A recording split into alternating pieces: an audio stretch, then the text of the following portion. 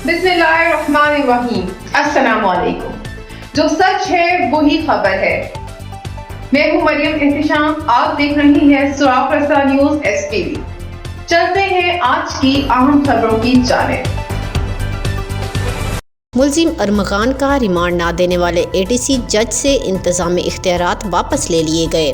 Karachi Sindh high court ने मुस्तफ़ा कत्ल case के मुलजिम अरमगान कुरैशी का रिमांड ना देने वाले इस्तेदाद दहशतगर्दी अदालत के जज से इंतजामी इख्तियारात वापस ले लिए।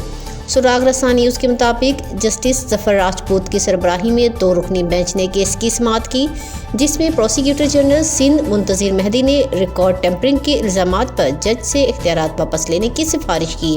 मुंतज़िर मेहदी ने कहा कि ऐसे जज को ओहदे पर रहने का इख्तियार नहीं, जिसके बाद अदालत ने तफसीली फैसला जारी करते हुए एटीसी जज से इंतजामी इख्तियारात वापस लेने का हुक्म दे दिया। ज़राए के मुताबिक मुस्तफ़ा कत्ल केस में गिरफ्तार मुलजिम को गिरफ्तारी के बाद एटीसी 1 में पेश किया गया तो जज ने मुलजिम को रिमांड पर भेजने की बजाय जेल कस्टडी कर दिया था, जिस पर जज के खिलाफ कई इल्ज़ामात और शिकायतें सामने आई थी।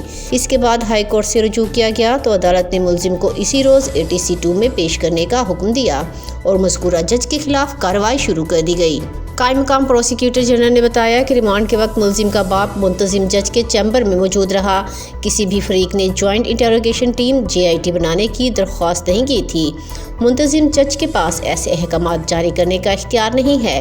अदालत ने मुंतजिम जज के इख्तियारात वापस लेने के लिए हुक्मनामे की कापी कायम मकाम चीफ जस्टिस और सेक्रेटरी दाखिला सिंध को भेजने की हिदायत कर दी। Rangers training centre and school Karachi में रेंजर्स रिक्रूट्स की 32वीं पासिंग आउट परेड मुनक्कद हुई। Corps commander Karachi lieutenant general Awais Dastagir ने तकरीब में बतौर मेहमान ख़ुसूसी शिरकत की। परेड के दस्तों ने सलामी पेश की। कोर कमांडर ने दौरान ट्रेनिंग आला कारकर्दगी का मुजाहिरा करने वाले रिक्रूट्स में इनामात तकसीम किए। कोर कमांडर कराची ने आला मयार और पेशा वराना सलाहियतों के हसूल और कामयाबी से ट्रेनिंग मुकम्मल करने पर परेड के शुरुका और अहले खाना को मुबारकबाद पेश की। इनका कहना था कि पाकिस्तान रेंजर्स सिंध मुल्क भर में आला इक़दार की हामिल एक निहायत जरी और काबिल सताइश फोर्स के तौर पर जानी जाती है। कराची में सिंध हाई कोर्ट ने सानिया बल्दिया फैक्ट्री के मफरूर मुलजिम हमाद सदीकी की हवालगी के लिए इंटरपोल से रजू करने का हुक्म दे दिया।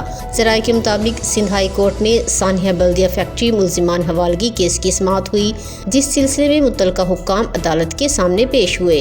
दौरान समाअत कत्ल केस में नामजद मुलजिम हमाद सदीकी और दुबई फरार दीगर मुलजिमान की पाकिस्तान हवालगी के केस में महकमा दाखिला और खारजा ने रिपोर्ट जमा कराई।